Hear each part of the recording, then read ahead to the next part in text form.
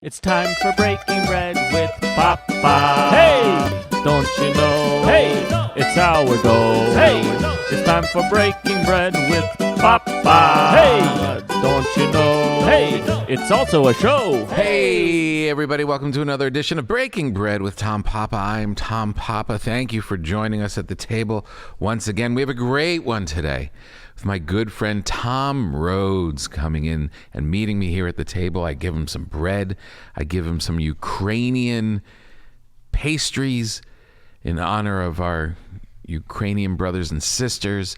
And man, this is not enough time to get into it all with Tom Rhodes. He is so filled with life and so filled with stories and so filled with comedy.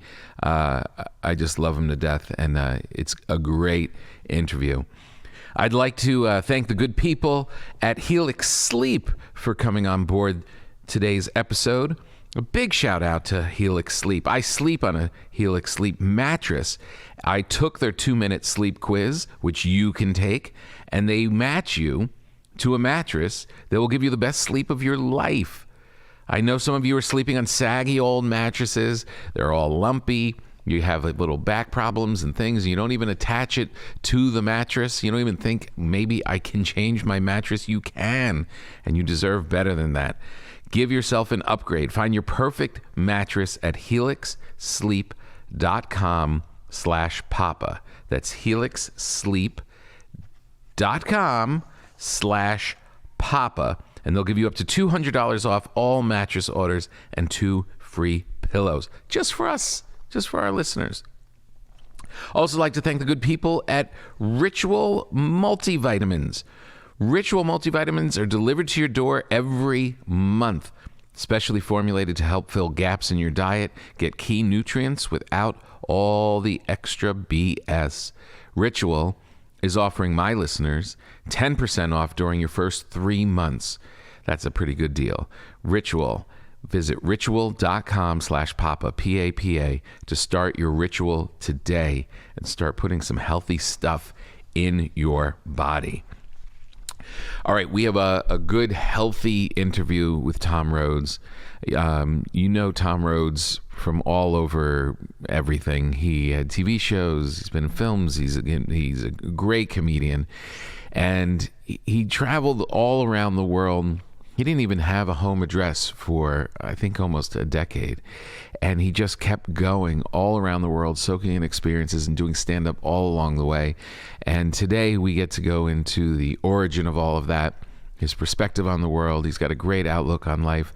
And he's really going through this creative resurgence here in LA. You can see him at the Comedy Store most nights.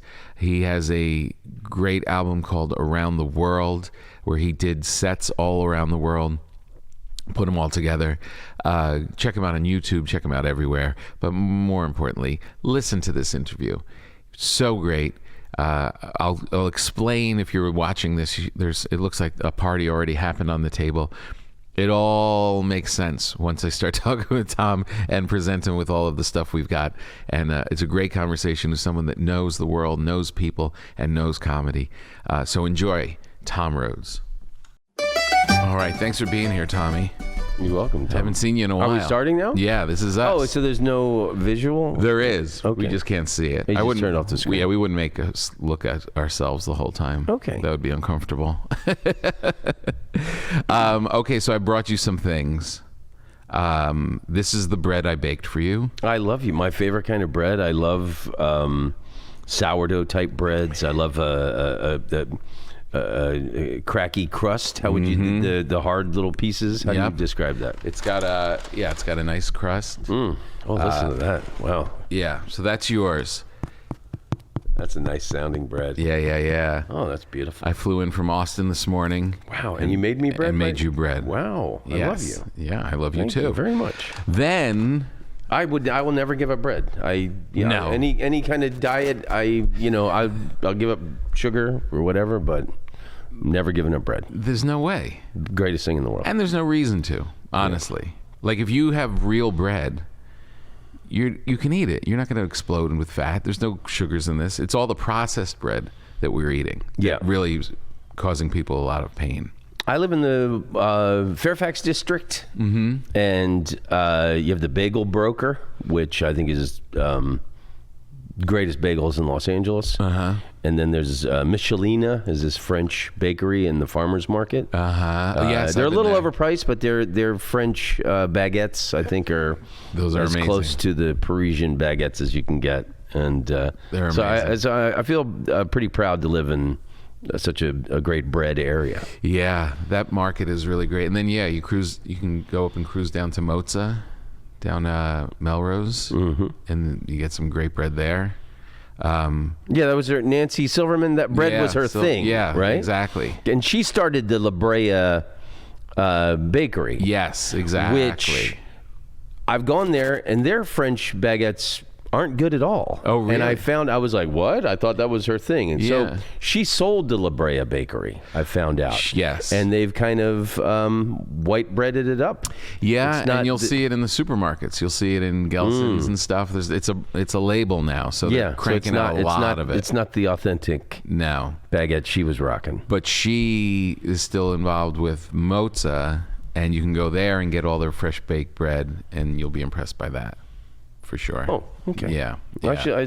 that's my hood. I should do it. Yeah, it's so good. Okay, and then on my way over, in support of our Ukrainian brothers and sisters, I found a Ukrainian. Glory to the heroes. I found a Ukrainian spot called Grandma's Deli in Valley Village. And it's It's a lot of prepared foods. Yeah. It's a lot of like chicken and borscht and all this kind of stuff. And then they had these baked goods, and it's so funny, Tom, because I'm like, Oh, those look nice. she goes, I said, so what is this? And she goes, this is honey cake. I said, okay, great. Honey cake? Honey cake. Nice. I said, okay, good. Let's have some for my friend and I. And what is this? And she's like, oh, these are rhombus. I was like, oh, okay. And then she's packing it all up. I'm like, what's the name of that one again? And she's like, rhombus. And I'm like, I know a little Russian language. I know a little of it. And the guy, and we're confused going back and forth. And the kid who's stocking the shelves comes over and says, what's the problem? He's like the translator. He goes, they're rum balls. They didn't trust me enough to give me any Russian translation. That's hilarious. About 10 years ago, I was on a flight from Shanghai to Beijing on China Eastern Airlines, and the flight attendant was coming around with the food, and Rudo or Rumble Reg? Rudo or Rumble Reg? And then she said it so many times, I was going, what? Yeah.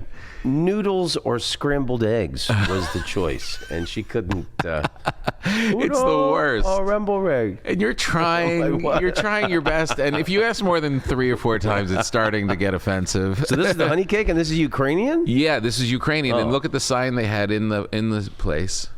Yeah, A fuck Putin sign. They had that up on the thing. yeah. Did you see the restaurants in France or that sell the poutine from Quebec? Angry citizens in France have demanded they take it off because poutine sounds like Putin in the French. Right. It's poor Quebecois people. They're known for one thing, I and know. it sounds too close to Putin. That's like if you're named Karen at this point. It's like, know. oh, really? That's My whole life. why my name? I've thought that before because I'm friends with a woman named Karen, and she's very liberal, and it's She's a Karen. It's so Yeah. unfair. Yeah, I also saw a thing against they're making a stand against Russian dressing. oh wow. Yeah, I'm going in on the honey cake. yeah. Go in on the honey cake. It should be good. Hey, That's worth fighting for. that is worth fighting for. Man, oh man. Wow. I hope Zelensky's eating some of this right now. Oh man. Yeah. How about that? So have you been to Ukraine? I never have. You never have. No, but that How guy is unusual. like You've such been a hero. everywhere. I mean, that's your rep. You've Yeah. been the person who's traveled the most, lived everywhere the most. No mailbox for a decade. Yeah, and I put out an album in 2019 called Around the World, and I recorded it in 24 cities around the world. It starts in Paris, and it ends in Jerusalem. Wow. And it's all mostly jokes and stories about each place. Because I've been doing the international circuits for over 20 years, or I was. Yeah. The pandemic changed everything. I'm not traveling at all. I'm not doing the road. I watched you during the pandemic, and I want to come back to what you were saying, but I watched you on the pandemic, and it looked like, because I know you have this wanderlust, and you also love to perform, but we were all kind of knocked off. It seemed to me that you were going towards nature. Yeah. I spent a lot of time. I was dating a woman that lived in Portland. So August 2020. Well, like my mom was with me for the first 4 months of the pandemic. She was with me when it hit. Right. 81-year-old, super Jesus freak, really close with my mom. Right. And the first month of the pandemic, like everybody else, she didn't leave the apartment. I would go out once a week for groceries. But then like the second, third, and fourth month of the pandemic, we would go for walks every day in my neighborhood. Nice. And there's an app called Picture This. And you can take a picture of any tree or flower, and it tells you the name and the origin and the whole history and everything you need to know about the plant. So my mom and I were walking around my neighborhood, taking pictures. We're learning about the trees and the plants. That's amazing. I've wanted that. And then I took her to Sequoia National Park, right? Towards the end of her stay, and then when she went back to Florida, I spent a lot of time. I was up in Portland, and this girl that I was dating and I took all these epic trips around Oregon. I had never fully explored the interior of Oregon, right? Just the coast, and then gone to the cities for shows. Yeah. Oh my God, Oregon is one of our greatest states. Gorgeous. Crater Lake, Ashland, there's Willamette Valley, the John Day fossil beds. Oh yeah, so much. What was that like? Beautiful, incredible. Were there like incredible fossil bed? Like, did you see? Yeah, and there's cavemen.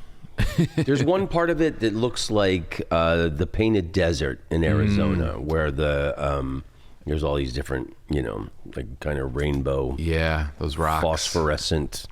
Colors and everything. Jeez. So yeah, that was great. And then were you camping? Were you going out? No, I don't camp. You don't camp? No. And then last summer I took an epic trip up to Montana. Well, that's the best. I love Montana. Me too. My good friend Rich Hall owns a house in Livingston, so I've been up there like 5 times. Right.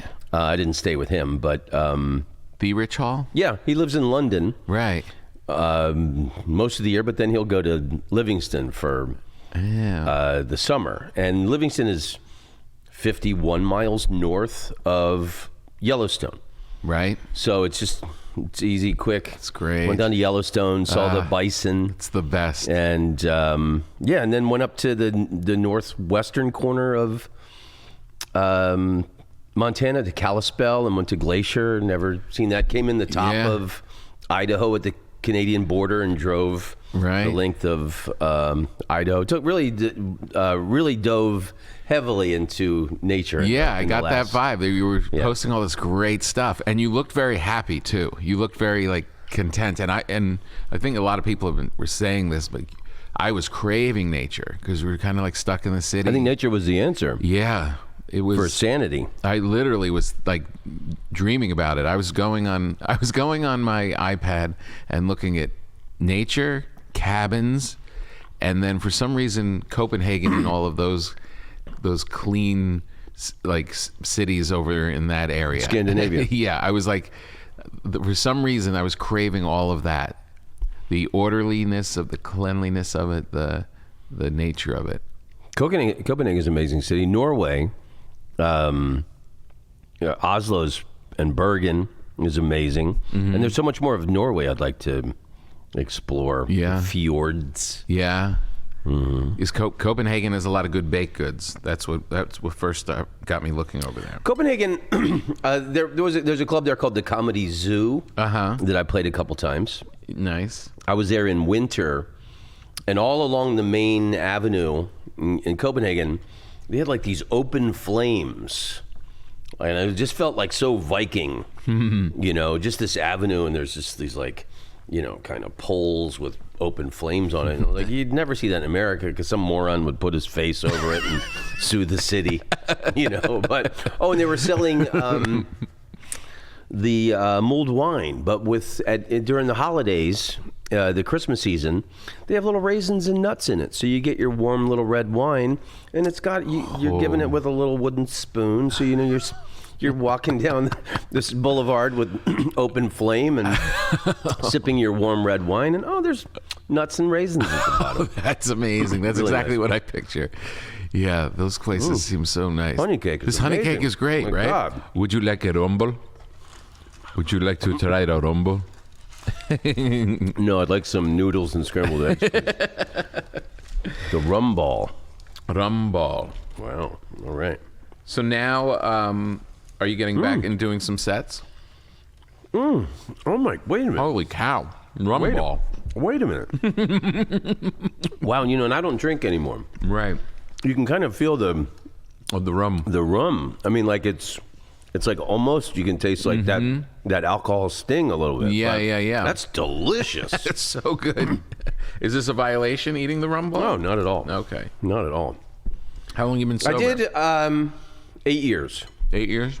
When I went to Mongolia twice. There's a great club in Ulaanbaatar. That's the capital of Mongolia. And the people who live there, for short, they call it UB City. UB City. So it's UB City Comedy Club.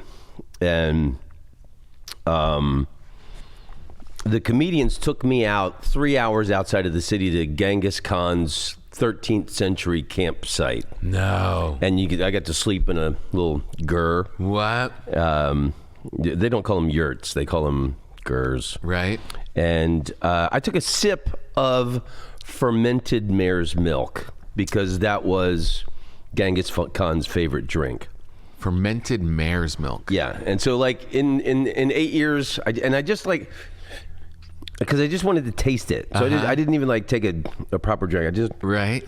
Just on the lips. Just because I wanted to know what it tasted like. Yeah, it tastes of like course. If you had a glass of milk and put a shot of scotch in it. All right. It's as disgusting as you think that is. I actually thought it sounded pretty good. and that was the last thing you drank? Yeah, I mean, I wouldn't even count that. Yeah. That was like, 5-6 years ago. Right. But I haven't drank in 8 years. Wow, that's good. Did it change your life? Best decision I've ever made. Really? Yeah. But, was a heavy drinker my whole life. My father was killed by a drunk driver in 2009. Oh, my God. In Anaheim. Oh, man. And then my little sister, who I was very close with, died of breast cancer in 2011. Oh, my God. Sorry about both of those. It was tough. So 2012 and 2013, I had stopped drinking for pleasure. Mm-hmm. I really was numbing myself. And then like on Facebook, like when Facebook memories pop up from like that period, I like, oh God, I looked terrible. I just big bloated white guy alcoholic face. Yeah. And January 1st, 2014, I was in Philadelphia and I had 10 pints of Sierra Nevada and I blacked out and fell off of a bar stool. Like a tree, and I busted my see the little scar I have right there? Right. Oh, yeah. Busted my head open, and I haven't had a drink since. Really? That was it. I think Jesus pushed me. Mm-hmm. But I think it's the best thing. I wish it had happened years earlier. Yeah. I mean, what a waste. You've had a great career and you're very prolific and you've really lived and done all this stuff. That period, you can't fault anybody for drinking or doing whatever to get through those times. Yeah. You just have to not stay in those times. Yeah. No, I mean, I was heartbroken. Yeah. I was down. And then the next day I saw so much ugliness in the mirror.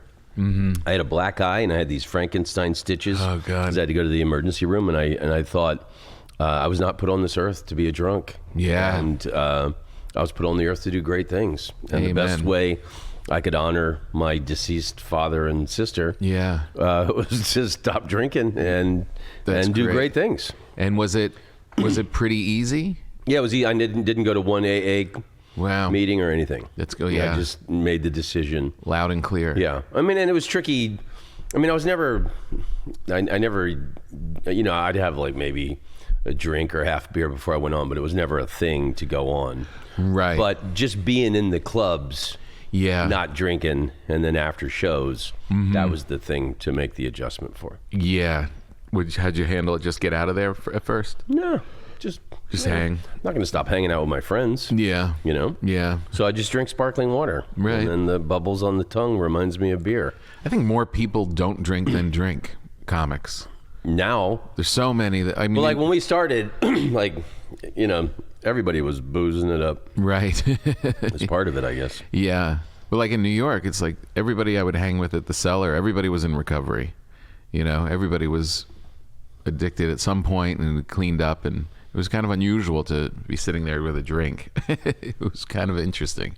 You're right. Those road warriors. Yeah. Those like John Foxes of the world.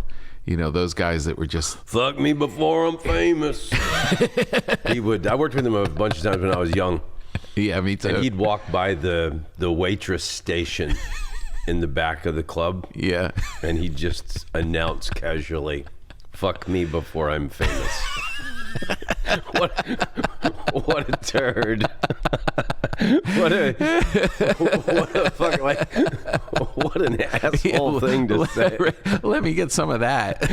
Wow. He told me, I worked with him. He had a horrible end to his life, Yeah, it got ugly at the end. Well, I mean, it was. I don't know what kind of cancer. He didn't have the great diet, and he never turned it around on the booze and the drugs. No, exactly. And I don't think he had a long-lasting love story in his life, which I think is our most important purpose. Yeah. Yeah, no, I agree. I was working with him in Atlantic City, and I was pretty young. None of the waitresses fell for the bait. And he said, and I was up there like I was in the opening for him, and he came back at one point. He said, "Yeah, you're up there with all those. You're from New York, right?" I was like, "Yeah." He's like, "Yeah, you could always tell the New York guys up there with their clever jokes and their words." He goes, "I come from an old school of bangers. We get up there and bang it out." You up there with your clever jokes. I know, it's so funny. He would crush sometimes. He had that thing. He had that club thing, like you could see. Even well, he used to open with this really old joke, but it destroyed. Right. Because I think he had a little bit of fame early. He had done one of those young comedians things, and he looked blonde. He looked kind of like a California surfer guy. Oh, but then, really? The drugs and alcohol, the guy that we knew was this kind of haggard-looking road guy. Yeah. So he would come up there all weathered and beat up. And you don't remember the joke he used to open with? Was it Not My Dick? 2 firemen are butt-fucking in a smoke-filled room. That's right. Fire chief comes in and says, "Hey, what the hell's going on here?" Guy in the back says he had smoke inhalation. And the fire chief goes, "Did you try mouth to mouth?" He said, "Yeah. How do you think this got started?" and the place explodes. Middle America mini mall comedy club. Right. The place went unglued, Okay, so you're sleeping or trying to sleep and you're not getting a great night's sleep. Maybe you're a little cranky. Maybe you're a little achy. Maybe you're thinking it's all these other problems. It's probably your mattress. I'm guilty of it too. I didn't change. How often do you change your mattress? Not that often. And it just seems like it's going to be a big hassle. It seems like it's going to be a big pain in the ass. And how are you going to know if it's right? And do you have to go to a creepy store and lay all on the mattresses and stuff? No, that's the old way. There's a new way. Our good friends at Helix Sleep, they have a quiz. It takes 2 minutes. You complete it. It matches your body type to your sleep preference on a mattress that's perfect for you. And if you sleep with someone else, they put in their information as well. And in that one mattress, you will both, even if you have varying needs and desires, you will get one mattress that satisfies both of you. Everyone is unique. You have several different mattress models to choose from. They have soft, medium, firm mattresses great for cooling you down if you sleep hot, and even a Helix Plus mattress for plus size folks. Mattresses come right to your door, shipped for free. It's pretty amazing. Comes in this big giant package, and poof, you've got a giant mattress in your spot. You don't ever need to go to a mattress store again. It was voted the #1 best overall mattress pick of 2020 by GQ and Wired magazine. So please go to helixsleep.com and check it out. helixsleep.com, put in PAPA, P-A-P-A, take their 2-minute sleep quiz, and see what they come up with. You will be impressed. You will know just from doing it that this is the new way someone finally figured out a great way to shop for a mattress and deliver you quality that is going to change your life. They also have a 10-year warranty, and you get to try it out for 100 nights risk-free. They'll even pick it up for you if you don't love it, but you will. Helix is offering up to $200 off all mattress orders and 2 free pillows for our listeners at helixsleep.com/papa. Helix Sleep, Helix, sleep.com/papa, up to $200 off all your mattress orders and 2 free pillows. You can put your head on them, put them between your legs. I'm not going to tell you how to sleep. I also like to thank the good people at Ritual Multivitamins. Look, we all want to live a better life. We want to feel better. You want to get through your days knowing that you have a good balance. Try and eat right, try and exercise, try and sleep right, try and do all these things. It's nice when you can have a multivitamin that is designed with you in mind. A multivitamin should contain key nutrients in the forms your body can actually use to help fill the gaps in your diet. No shady extras. Ritual's delayed release capsule design delivers high quality nutrients, including vitamin D3, in just 2 daily pills. You'll always know what nutrients you're taking and where they come from thanks to Ritual's one-of-a-kind visible supply chain. Now available for women, men, and teens, every stage of life. Ritual multivitamins are scientifically developed to help support different life stages. It makes healthy habits easy. And if you don't love Ritual, within the first month, they'll refund your first order. Why not live a better life? Get key nutrients without all the BS. Ritual is offering my listeners 10% off during your first 3 months. So go to ritual.com/papa and start your Ritual today. Vegan certified, non-GMO, gluten and allergy free, no fillers, no colorants, no shady additives. 9 nutrients to help fill the gaps in your diet. Ritual.com. He used to do that thing, you can bend it, something about his penis, and he was like, you can bend it, something like as a kid he was saying that or something. You know, I got to give the guy credit because I worked with him in Jacksonville, Florida when I was 19, and he got me in with Zanies in Chicago, and I got to MC, and I have been in with Zanies in Chicago ever since then. Yeah.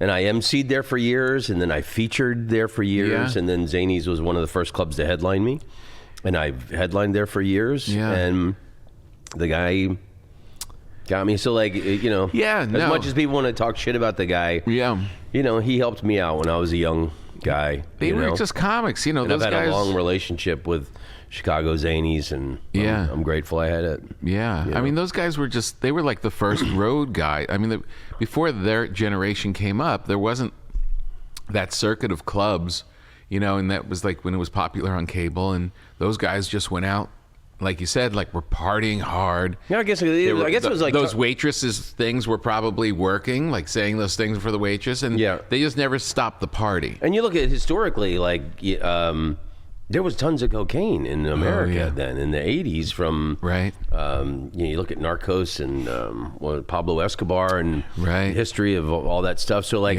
the American comedy boom is happening in the 80s and there's comedy gigs all over and it was, I guess that they were the kings. I remember I was a teen. Yeah. And I was always really afraid of cocaine and drugs, seeing other comedians doing it. Yeah. I was like, oh, no. No, thank you. None for me. Thank God. I started when I was 17. You did? Yeah. In Florida? Yeah, I was still in high school. So, like, I was still playing high school baseball. Really? So I don't want to cocaine. I'm batting 6th tomorrow. Coach will kill me. How did you find your way to the clubs that young? Well, it's a beautiful story, really. My father is the reason I'm a comedian.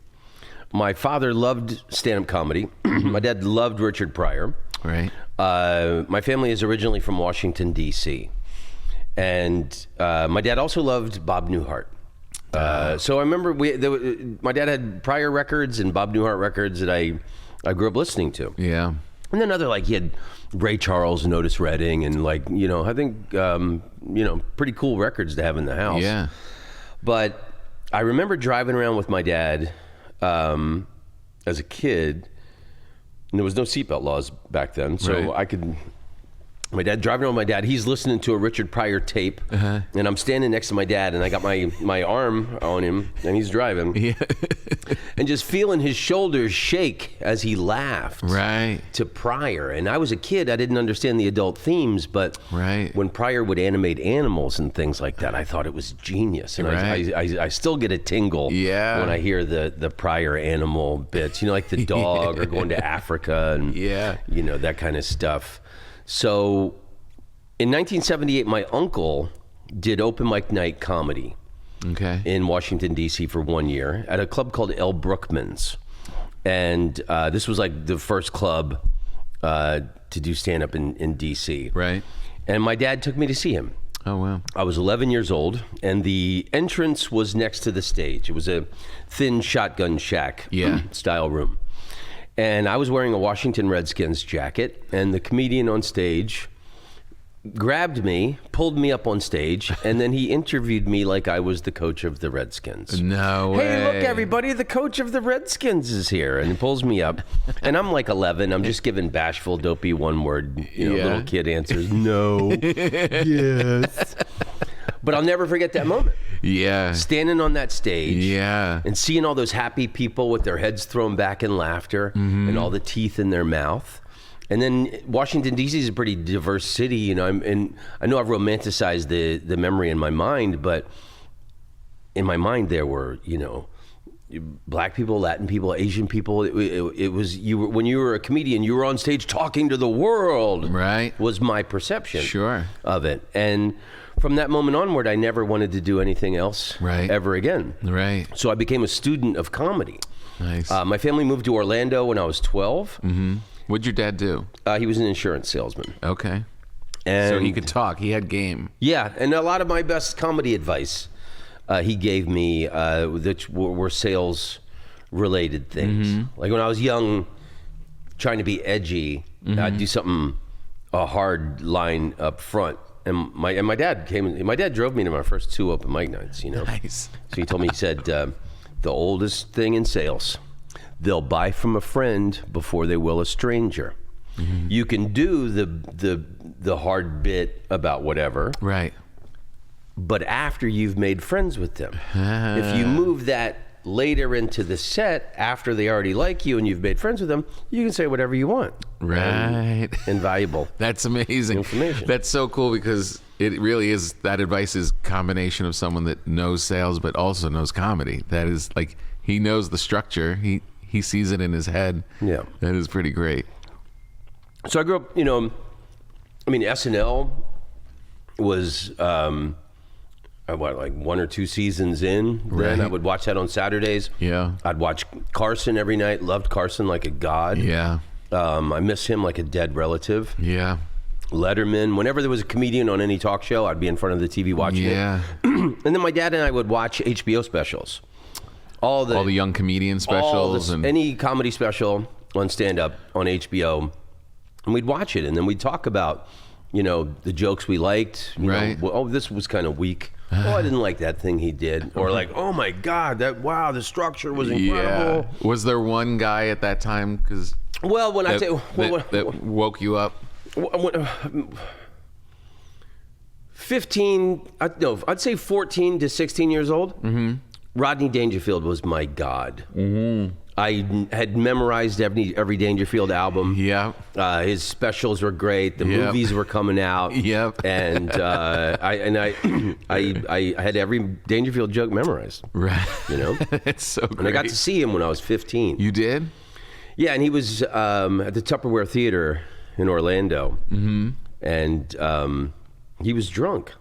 Uh-huh. And didn't even have a driver's license yet. A 16-year-old friend of mine drove. Right.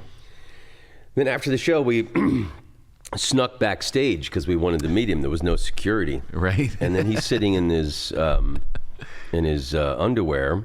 He had his pants on a chair. I learned years later that was an old Catskill comedian thing. They would take their pants off immediately when they got off stage to preserve the dry cleaning crease. Right. I've told this story to so many comedians through the years.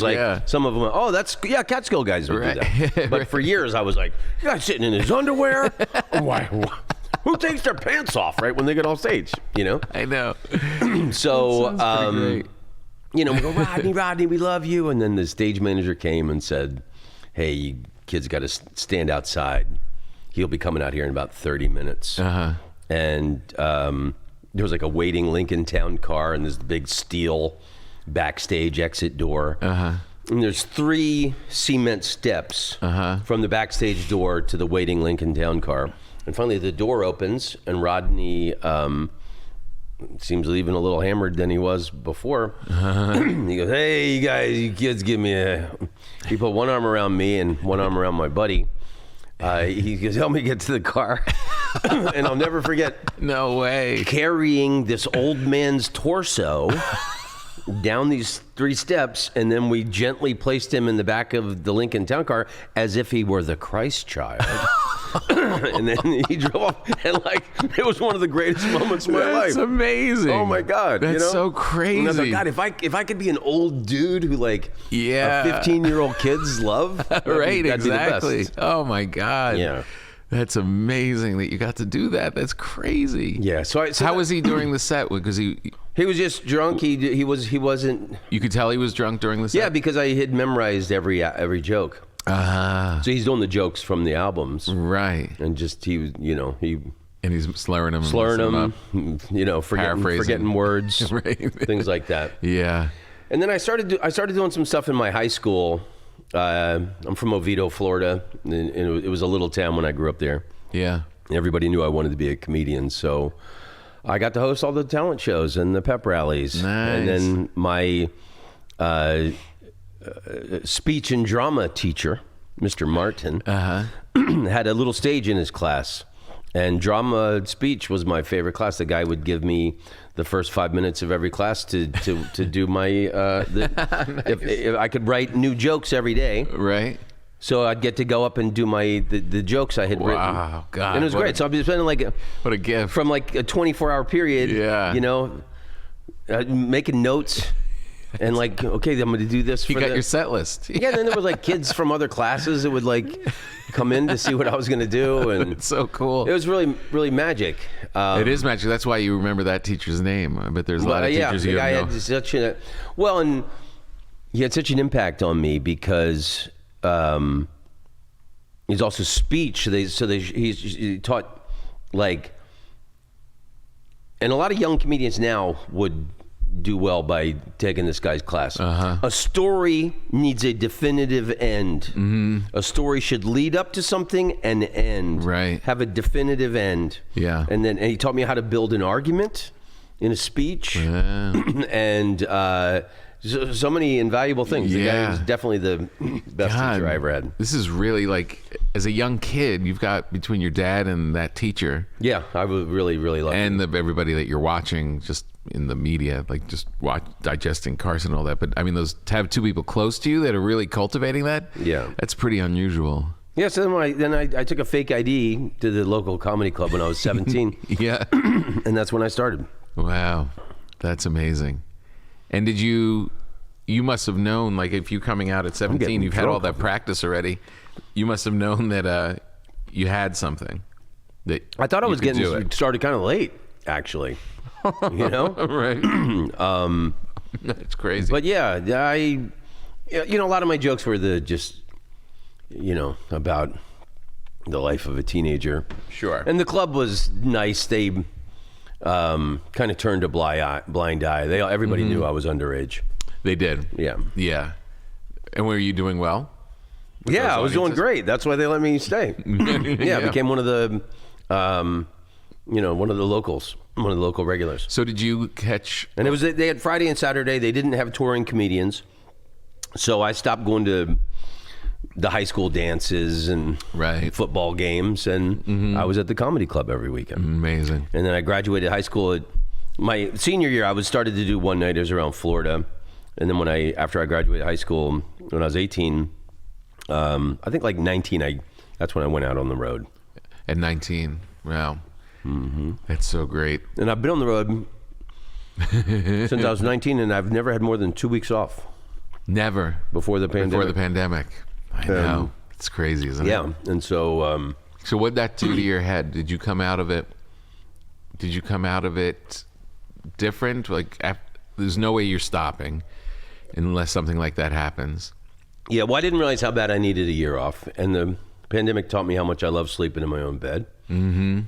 And for the first time in my life, I used to have to be on the road to pay the rent. And I got enough of a cushion to pay my rent.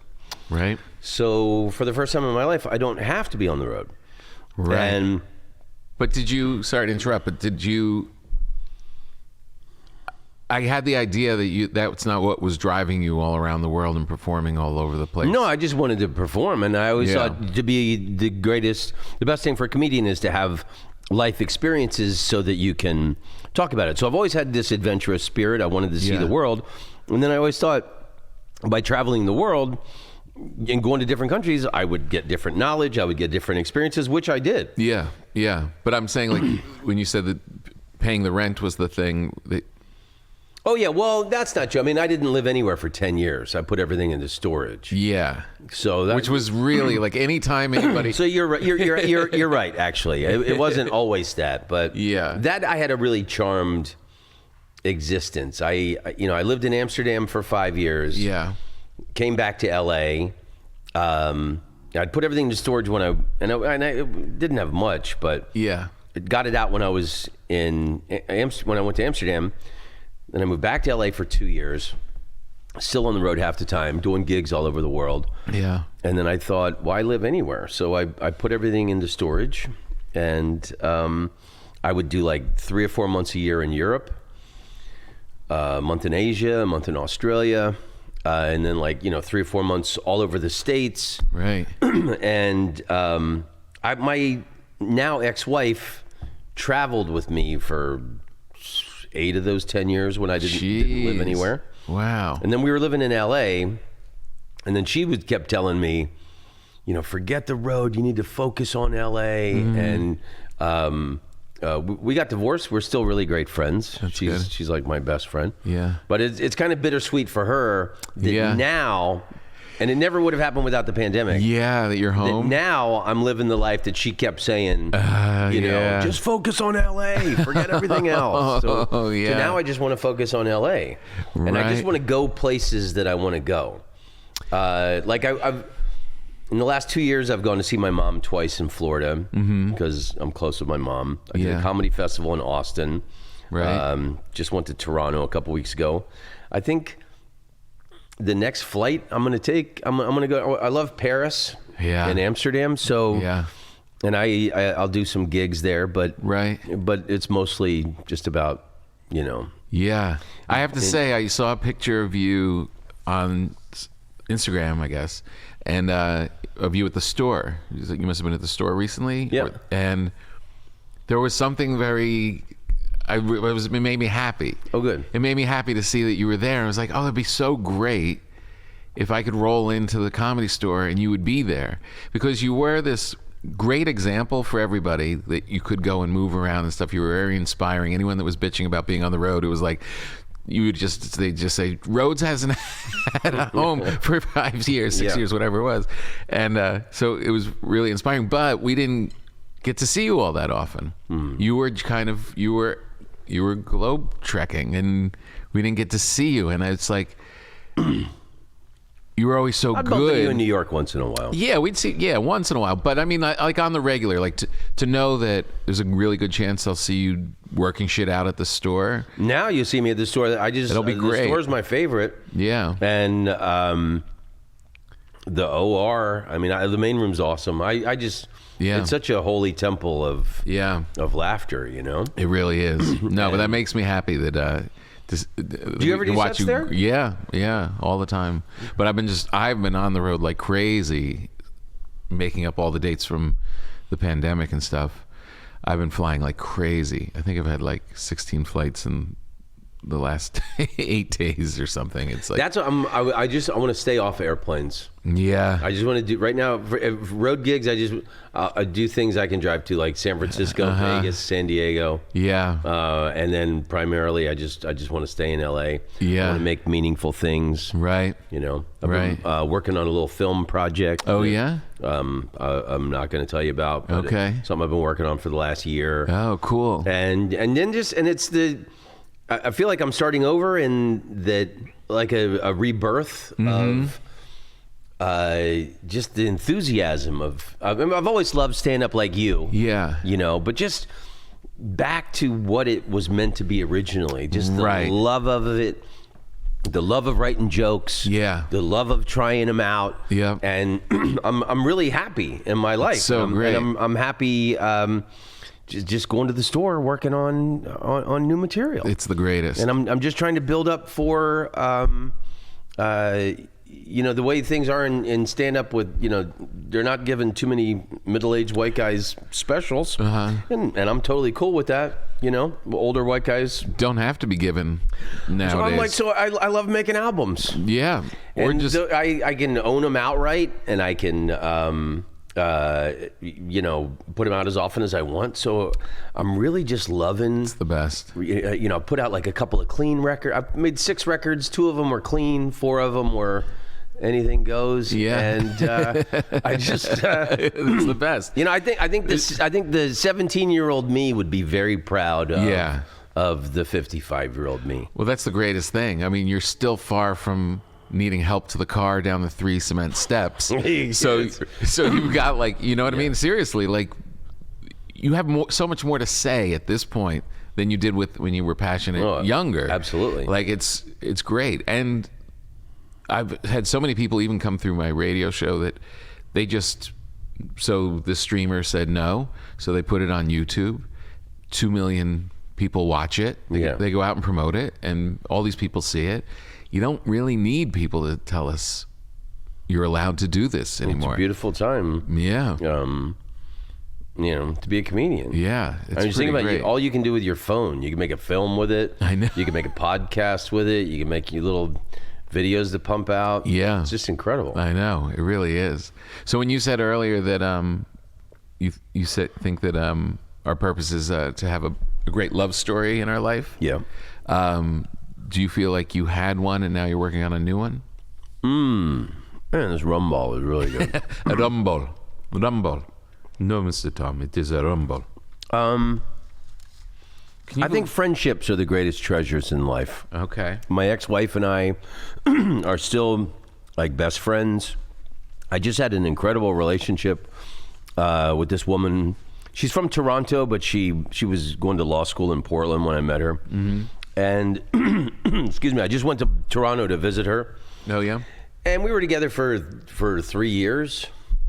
Last year was all long distance, and we decided to to call it quits. We did it in a very loving way. Yeah. There's only one ex-girlfriend I've ever had in my life that I'm still not friends with. Right. All of my exes, Yeah. I think it depends the kind of person you are. Yeah. And Right. they were wonderful people. Yeah. You loved them for a reason. Right. That's why you were there. Why do people have to go nuclear and Yeah. like Destroy everything on the way that's out. Putin with Ukraine. It's like she broke up with you years ago, dude. I Let know. it go, asshole. That's exactly You it. will see me. Yeah. No. Driving by the house. Yeah. Stalking. So him alone. I just had a wonderful relationship with this Well, that's woman, good. but we decided to just be friends now, and Right. Tell me about the other love in your life, Curtis Mayfield. oh my God. I've always loved Curtis. I was turned on to him years ago. In his story, you talk about like overcoming adversity. I think it was in the 80s or 90s. Because I got turned on him, I think, in the early 90s. Right. And I think he was already paralyzed then. He was. He was great. He was a singer. It was Curtis Mayfield in the Impressions. They did "People Get Ready for the Train." There's like 3 or 4 Curtis Mayfield in the Impressions songs that are just all-time classics that but you don't know that it's the Impressions. No. I only knew him as like Pusher Man and Oh yeah. Superfly. And, Yeah, that's the more commercial stuff. Right. He's his album Roots, his album Curtis, America's a great place to be. The albums he did like 70 to 75. God, incredible. Really? I'm the one who loves you. No, that's the Impressions. He's Mr. Love. But so what I was saying was, he was doing a sound check for a concert he was going to give, I think, in Houston, if I'm correct. And the lighting rig fell, and he was paralyzed for life. I didn't know that story at all. And he never stopped being Mr. Love. No. Yeah.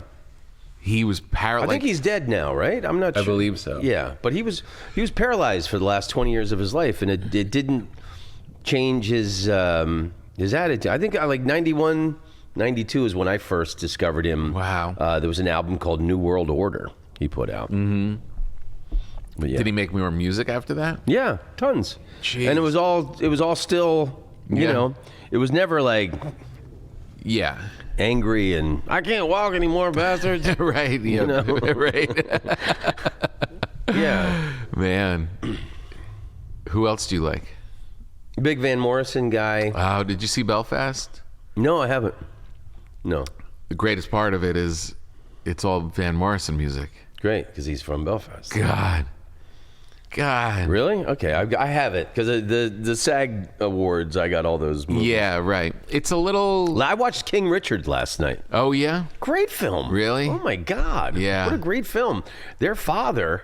Yeah. It was incredible what he did. Incredible. And then he's they were trying to play on these local city courts in Compton, starting, and he got beat up by some gangs, and just it was really difficult circumstances where they started, but he believed in making them champions. Amazing. Yeah. Did you see Licorice Pizza? Yes. I loved that film. I loved it too. I've talked to a lot of people and they didn't like it. They thought it was inappropriate. The age difference between the guy and the girl. You know what people miss that it jumps in time at like 3/4 through.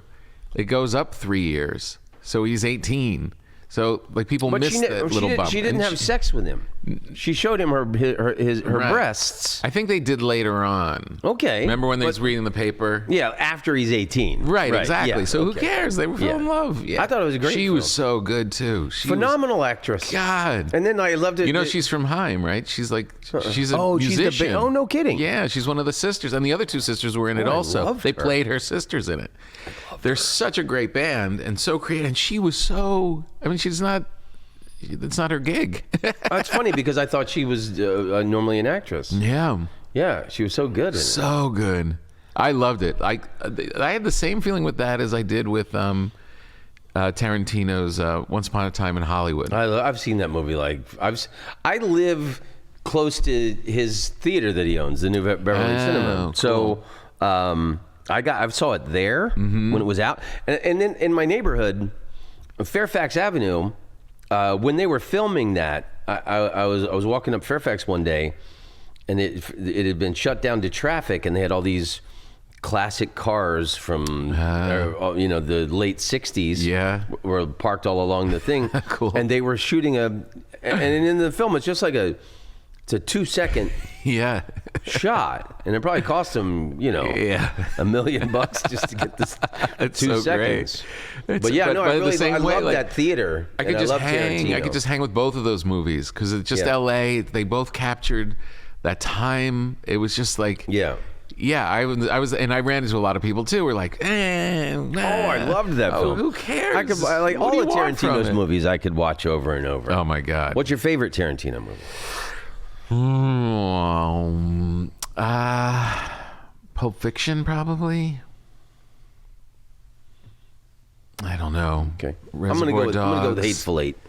Hateful Eight. It's like a stage play. It's all one scene. Yeah. It's all set in one room, other than the beginning when they're coming in on the stagecoach. Right. And then I think the end. There's a shot outside, but and it's all. It could be like done on a Broadway stage. Right. It's incredible. Yeah. I've only seen that one once. Oh, you should watch it again. What's the one where they burn up the Nazis in the Inglourious Basterds? Yeah. Yeah. In the theater. That Christoph was so good as the making with putting the cream in the oh my God.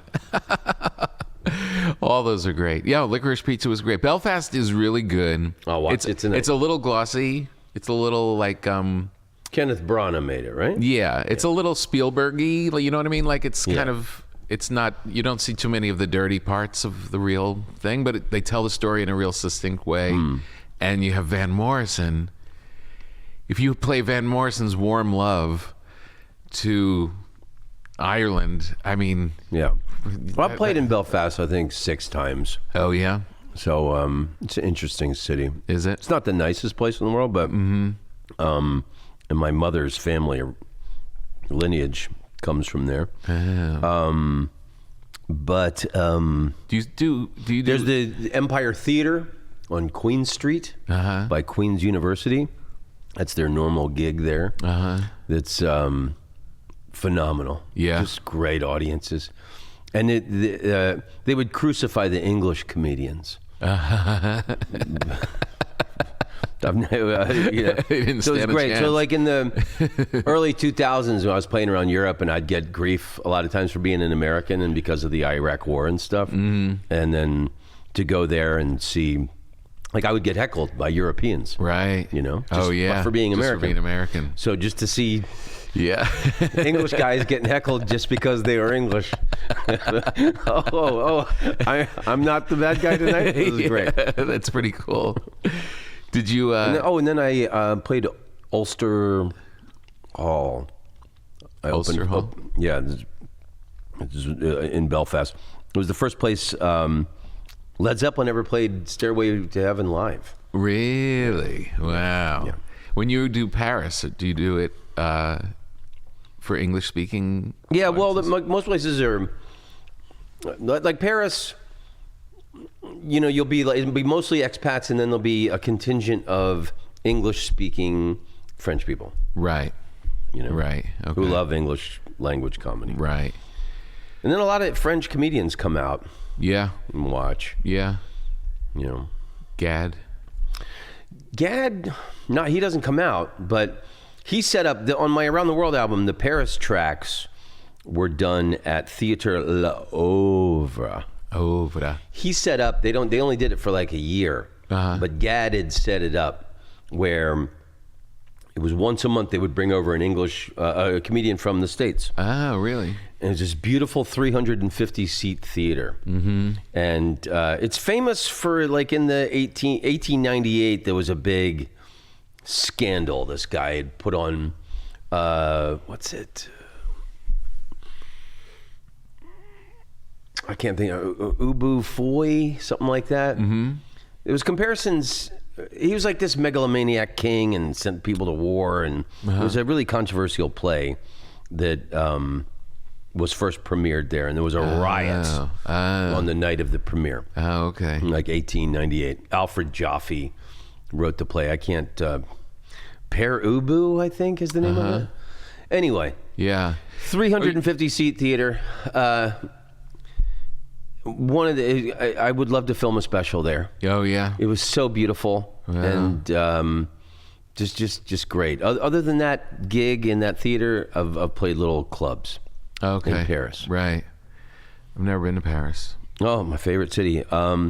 Storer. Storer? Stohrer. I follow him on Instagram. It's Paris's oldest patisserie. Oh, really? I am a fruit tart fanatic. Are you really? Yeah, and they do these. All my friends. And I told Bill Burr this, and he thanked me. It's Paris's oldest patisserie. They do like fruit tarts and amazing. Do you have it? S-T-A-H? S-T-O. S-T-O. H-R-E-R. Storer. All right, Storer. In the daytime, and they also sell baguettes, but they're primarily like a patisserie with sweets and those kind of things. Yeah. But in the daytime, they sell sandwiches for lunch. Oh, boy. With, like, on baguettes. Like avocado chicken or tuna or any salmon. These sandwiches, trust me. When you go to Paris and you go to Storer, buy 2 sandwiches. Okay. So later in the day when you're walking around and you say to yourself, Jesus Christ, I wish I'd have bought 2 of those sandwiches. Then you already got it. And it's on this street. It's on one of the best food streets in Paris, I think. Oh my God. It's called Rue Montaguy. But just you can go to Storer and you can find it. And it's a pedestrian walking street that's got cheese shops, fruit stands, wine shops. Jeez, the thing I like to do, and I've been there a few times, because Paris is my favorite place. I dated a woman from Paris years ago. But oh my God! I tried to go before the pandemic. I would try to go to Paris every year. Yeah. And so the last few times I've been there, I've given friends my walking tour. Because one of my historic obsessions is the French Revolution. Oh yeah. and then also like writers. Yeah. And things like there's the hotel where Oscar Wilde died. Oh wow. His last words were either this wallpaper goes or I do. Really, that's his last word. Yeah. And God. There's so much great literary history there. So I've given some friends walking tours, but then the other thing I like to do that's great. with a group of friends is take them to Rue Montaguy and tell them, look, okay, everybody take an hour, get whatever food you want. Yeah. I'm going into the store to get some fruit tarts, get whatever you want and some wine or whatever, and then we meet back. There's the Globe Cafe is right across from Storer. Their drinks are a little pricier than others, but it's such a great outdoor seating. It's worth it. Yeah. So then when the group meets back up, then you walk to get the train and go to the Eiffel Tower.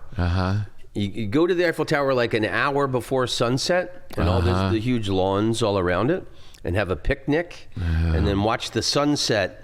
And then after the sunsets, the lights come on the Eiffel Tower. Oh boy! You got it nailed. I think that's one of the best things in life. Oh my God, you've got it nailed. If you're with the right people. So I've perfected a lot of nice things.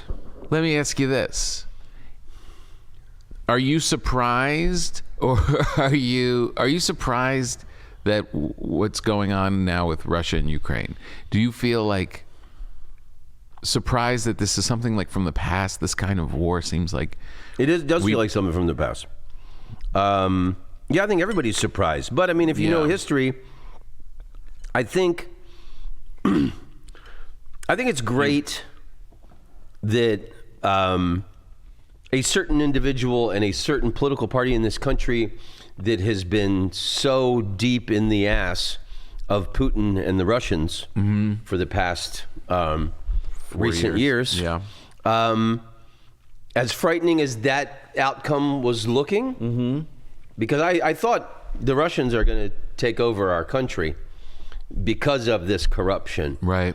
And that political party didn't seem to be able to police itself or its leader.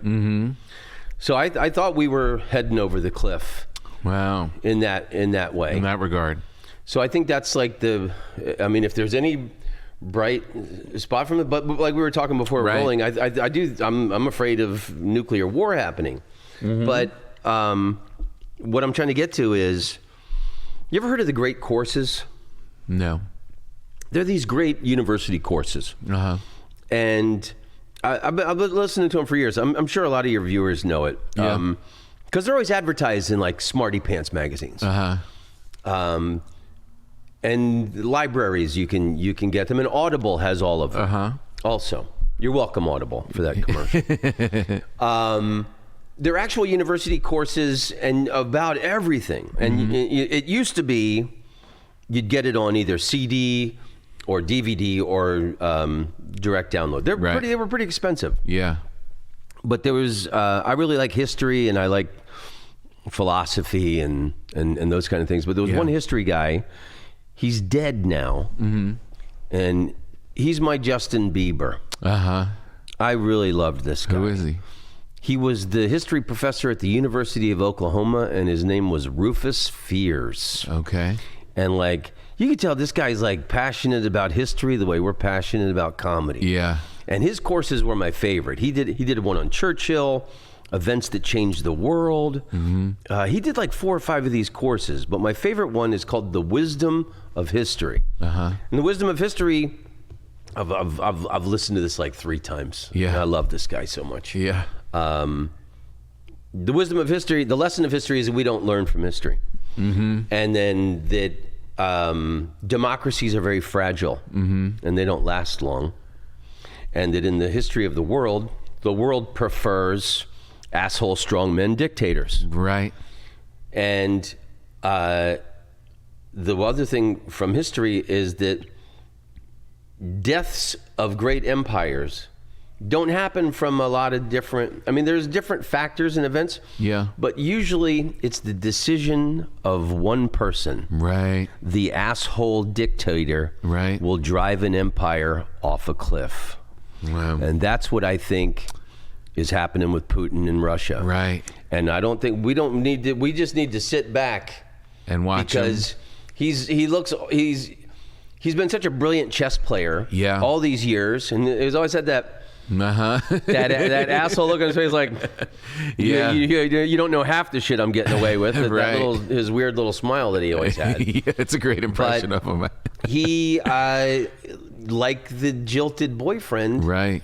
He wants to restore the Russia's past glory and like those. It's fantasy. Moldova and Romania and Ukraine, they don't want to go back. There's 40 million people in Ukraine. And even Russia. Yeah. They're like us, man. They've all got phones. They're all spoiled. They don't want to fight. They want to, exactly. I hope that I guess the only thing you can hope for is that he starts to fail and people around him do something. Yeah.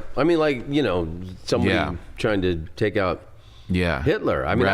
Exactly. I don't know. This is Hitler with nuclear weapons. I don't know if that would happen, but he's reduced all the even before the war. He's gotten rid of any dissenting journalism. He's poisoned, the political adversaries. Yeah.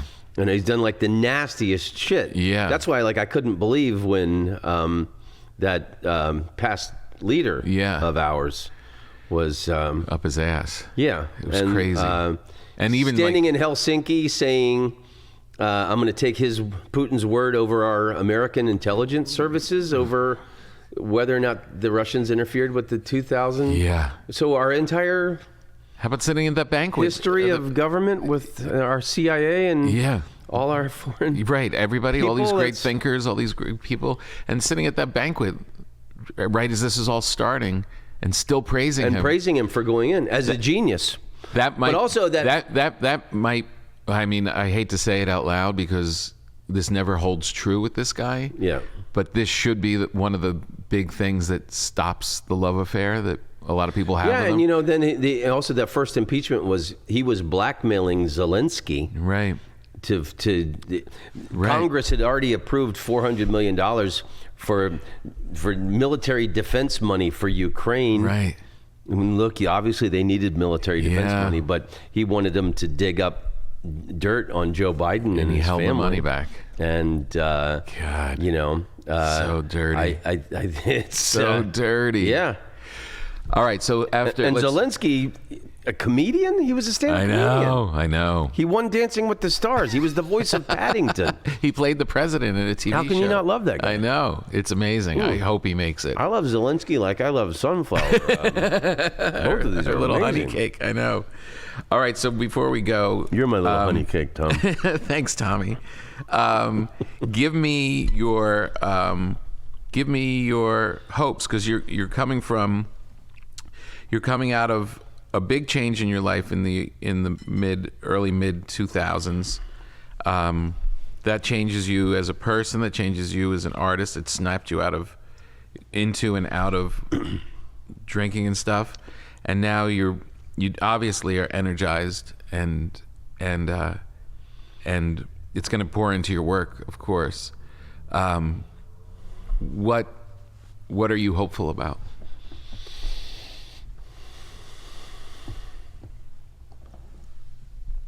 You're not allowed to say honey cake.